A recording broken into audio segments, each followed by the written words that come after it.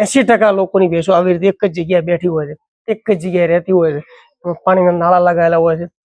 એટલે જે પ્રમાણે ભેંસનું દૂધ હોય, આપણે ઘણી વખત કહીએ કે ભાઈ મેં તો ભેંસ લાવી હતી 8 લીટર દૂધ આવીને મારા ઘરે આવ્યા પછી કેમ આમ થઈ. આપણા ઘરે આવ્યા પછી ભેંસને સ્ટોપ કરી દીધી, એક જ જગ્યાએ ખીલે બાંધી દીધી છે. આપણા ઘરે આવ્યા પછી દૂધ કેમ ઘટાડી દેશે? કેમ કે એક જ જગ્યાએ ઉભી રહેવાથી એનું જે રૂમેનની જે કેપેસિટી છે કે ચયાપચયની ક્રિયા વ્યવસ્થિત થવી જોઈએ એ થતી નથી. તો એ પ્રશ્ન આ બધાના કારણે થાય. મેં તમને જેમ સમજાવ્યું એના કારણે થાય છે કે પ્રોપર એનું ડાયજેસ્ટ ના હોય, પ્રોપર એનું હલનચલન ના હોય, પ્રોપર એની કસરત મતલબ ના હોય અને ખોરાક એ ના હોય. તો આ બધાના કારણે આ બધી તકલીફો થતી હોય છે. પશુનું દૂધ ઉતરી ગયું હશે તો દૂધ ઉપર લાવી દે છે. ગયા વખતની અંદર દૂધ સારું હતું, આ વખતે નથી તો દૂધ ઉપર આવશે. તમારે જો ઘણી વખત 10-10 મિનિટ સુધી બેસવું પડતું હોય ને પારો ન મૂકતી હોય, પનાવટ ન મૂકતી હોય, તો એ પનાવટની અંદર ક્રિયાની અંદર જે તકલીફ છે કે દૂધ ન મૂકતી હોય, પારો ન મૂકતી હોય, લાંબા સમય સુધી બેસવું પડતું હોય, ટંક ટાળતી હોય, આ બધી જ જે સમસ્યાઓ છે એ બધી જ સમસ્યાઓનું એક જ સમાધાન છે, દૂધ આવ્યું. તમે એનો 500 ગ્રામ પેકેટ છે, 50 ગ્રામ સવાર 50 ગ્રામ સાંજ ખવડાવવાનું છે. 5 દિવસની અંદર પેકેટ ખાલી કરી ફેંકી દેવાનું છે.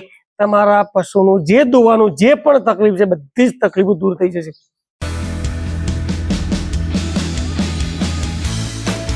નમસ્કાર મિત્રો, હું છું પ્રકાશ અને આપ સૌનું સ્વાગત છે આપણે એકતા ડેરી ફાર્મિંગ ચેનલ પર. મિત્રો, ઘણા આપણે અવનવા વિડીયો બનાવતા હોઈએ છીએ, તો અત્યારે એક મહત્વનો મુદ્દો છે, દૂધ પશુને નથી આવતો. ઘણી વખત વિયાણનો સમય છે. હવે જે છે ને પશુનું દરેક પશુનું વિયાણ થવાનું, એમાં ખાસ કરીને ભેંસનું વિયાણ અત્યારે થવાનું છે. પણ તમે મારી પાછળ તમે જુઓ છો, આ બધી જે ભેંસો છે 24 કલાક અહીંયા ઊભી રહે. આ બધી વિયાણ અહીંયા થાય, દોવાનું અહીંયા થાય, પાણી પીવાનું અહીંયા થાય, ખોણનું અહીંયા થાય. પહેલા આપણે જોયું કે બધી અલગ અલગ છૂટી ચરવા જતી, અલગ ચરીને આવતી, અથવા આ ખોટે રહેતી. ઘણા બધા લોકો અત્યારે વાડા બનાવે છે, બહુ સારી બાબત છે. ઘણા બધા લોકો અત્યારે સ્વિમિંગ પુલ બનાવવા માંડ્યા છે, બહુ સારી બાબત છે. પણ અત્યારે મોટાભાગની ભેંસો, એટલે 80% લોકોની ભેંસો આવી રીતે એક જ જગ્યાએ બેઠી હોય છે, એક જ જગ્યાએ રહેતી હોય છે, પાણીના નાળા લગાવેલા હોય છે. એટલે જે પ્રમાણે ભેંસનું દૂધ હોય, આપણે ઘણી વખત કહીએ કે ભાઈ મેં તો ભેંસ લાવી હતી 8 લીટર દૂધ આવીને મારા ઘરે આવ્યા પછી કેમ આમ થઈ. આપણા ઘરે આવ્યા પછી ભેંસને સ્ટોપ કરી દીધી, એક જ જગ્યાએ ખીલે બાંધી દીધી છે. આપણા ઘરે આવ્યા પછી દૂધ કેમ ઘટાડી દેશે? કેમ કે એક જ જગ્યાએ ઉભી રહેવાથી એનું જે રૂમેનની જે કેપેસિટી છે કે ચયાપચયની ક્રિયા વ્યવસ્થિત થવી જોઈએ એ થતી નથી. અને સૌથી પશુનું ઉત્પાદન લેવું હોય, દૂધનું ઉત્પાદન લેવું હોય, અથવા એની હેલ્થી બોડી જોઈએ આપણે વ્યવસ્થિત રીતે જોઈતી હોય, તો એની જે ચયાપચયની જે ક્રિયા છે એ વ્યવસ્થિત હોવી જોઈએ. એ ચયાપચયની અંદરથી પછી ઘણા બધા સ્ટ્રેસ આવે, ઘણા બધા હોર્મોન્સ ઇનબેલેન્સ થાય, ઘણી બધી તકલીફો થતી હોય છે. એટલે હું તો એમ કહું છું કે થોડું છૂટી ચરવા રાખો, વ્યવસ્થિત રીતે છૂટી ચરાવો. પશુ રોજના 700-800 વ્યવસ્થિત પગલા, વધારે તો કાંઈ નહીં, અડધો કિલોમીટર અંદરનું અંદર, અડધાની 100 મીટર કે 200 મીટર અંદરનું અંદર ફરે ને એવી ટાઈપની એની સિસ્ટમ લગાવવી જોઈએ. નહીંતર શું થાય, પશુ આપણે અત્યારે આવી રીતે થવાથી મોટા ભાગના પશુ દૂધ નથી આપતા. દૂધ આપે છે તો ડબકાતા આપે છે, ડબકાતા આપતા ઘણી વખત દૂધ ઉતારી દે છે. ઘણી વખત પશુપાલકોને 20-20 મિનિટ, 10-10 મિનિટ બેસવું પડે છે.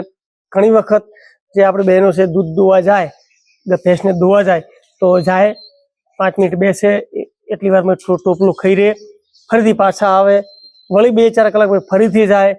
જે આપણે નહીં કહેતા ટંક ટાળે, એ જે ટંક ટાળવાની જે સિસ્ટમ છે ને એ ઘણી બધી લાંબી થાય. અને પશુ જે ભેંસ હંમેશા દૂધ આપે છે એવું નથી. ભેંસ એચએફ ગાયની જેટલું લાંબો ટાઈમ દૂધ દોવા આપી શકે, જો એની વ્યવસ્થિત રીતે કેર આપણે કરીએ તો. કારણ કે અત્યારે આપણે બધું રેડીમેડ ઉપર આવી ગયા છીએ કે ભાઈ એને આ દોણ ખવડાવ્યું, ફૂલું દોણ ખવડાવ્યું. એને તમે વ્યવસ્થિત રીતે ન્યુટ્રિશિયન ઉપર જો રાખો વ્યવસ્થિત રીતે, તો એ દૂધ આપી શકે છે. અને અત્યારે સૌથી અગત્યની વ્યવસ્થિત મતલબ જો આ પ્રશ્ન હોય તો ભેંસોની અંદર દૂધ પારહો મૂકતા નથી, દૂધ ઓછું થઈ જાય છે, મેલી પડાયા પછી દૂધી ચડતી નથી, વિયણ પછી તરત દૂધી આવતી નથી, દવા કરાયા પછી દૂધ ઉપરથી બિલકુલ ઉતરી જાય. આ ઘણા બધા પ્રશ્નો છે. દૂધ ઉપર પ્રોપર દૂધ ઉપર નથી આવતી. તો એ પ્રશ્ન આ બધાના કારણે થાય. મેં તમને જેમ સમજાવ્યું એના કારણે થાય છે કે પ્રોપર એનું ડાયજેસ્ટ ના હોય, પ્રોપર એનું હલનચલન ના હોય, પ્રોપર એની કસરત મતલબ ના હોય, અને ખોરાક ના હોય. તો આ બધાના કારણે આ બધી તકલીફો થતી હોય છે. જો મિત્રો આપણા ઘરે પણ આવી કોઈ તકલીફ હોય કે ભેંસ કે નથી દોવા આપતી, નથી કરતી, કારણ કે ઘણી વખત કેવું હોય, હું તો કહું છું એને છૂટી રાખો, એને હેલ્થી રહે એવી ટાઈપની, મતલબ એને કસરત કરાવો, એવી ટાઈપની ડાયટ આપો, બધી જ રીતે પ્રોપર એનું ધ્યાન રાખો.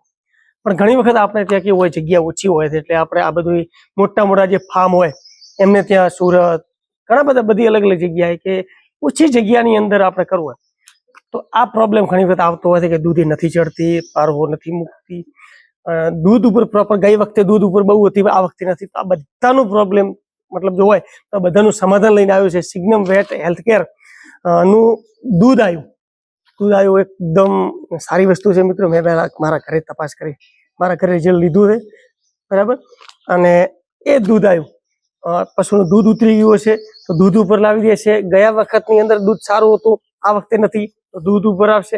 તમારે જો ઘણી વખત 10-10 મિનિટ સુધી બેસવું પડતું હોય ને પારવો ન મૂકતી હોય, પનાવટ ન મૂકતી હોય, તો એ પનાવટની અંદર ક્રિયાની અંદર જે તકલીફ છે કે દૂધ ન મૂકતી હોય, પારવો ન મૂકતી હોય, લાંબા સમય સુધી બેસવું પડતું હોય, ટંક ટાળતી હોય, આ બધી જ જે સમસ્યાઓ છે એ બધી જ સમસ્યાઓનું એક જ સમાધાન છે દૂધ આવ્યું. તમે એનો 500 ગ્રામ પેકેટ છે, 50 ગ્રામ સવાર 50 ગ્રામ સાંજ ખવડાવવાનું છે. 5 દિવસની અંદર પેકેટ ખાલી કરી ફેંકી દેવાનું છે. તમારા પશુનું જે દોવાનું જે પણ તકલીફ છે બધી જ તકલીફો દૂર થઈ જશે બરાબર. એકદમ હર્બલ પ્રોડક્ટ છે, બિલકુલ હર્બલ પ્રોડક્ટ, બિલકુલ આડઅસર નથી, ગાભણની અંદર આડઅસર નથી, તાજી વીએલયુ આડઅસર નથી, અને કોઈ પણ તકલીફ હોય એની અંદર બેસ્ટ રિઝલ્ટ દૂધ આવ્યું છે. દરેક લોકોને જો આપણા ઘરે પણ આવી કોઈ તકલીફ હોય તો તમે દૂધ આવ્યું મંગાવી શકો છો, અને પોતાના ઘરે આ નંબર આપેલ નંબર ઉપર મેસેજ કરવાનો રહેશે. સવારે 10 થી કરીને સાંજે 6 વાગ્યા સુધી હેલ્પલાઇન નંબર ચાલુ છે, તમે એના ઉપર વાત પણ કરી શકો છો અને ત્યાંથી ઓર્ડર બુક કરાવી પણ શકો છો. ધન્યવાદ.